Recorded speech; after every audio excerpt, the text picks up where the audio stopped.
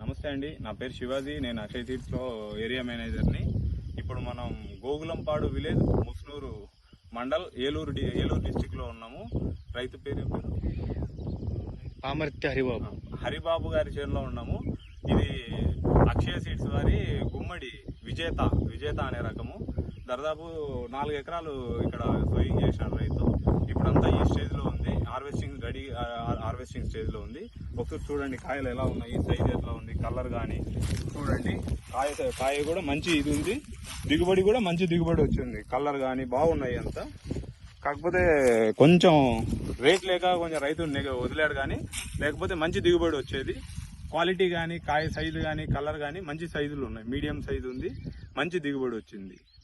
ఇది ఎవరైనా వేసుకోవడానికి మంచి అనుకూలంగా ఉంటుంది.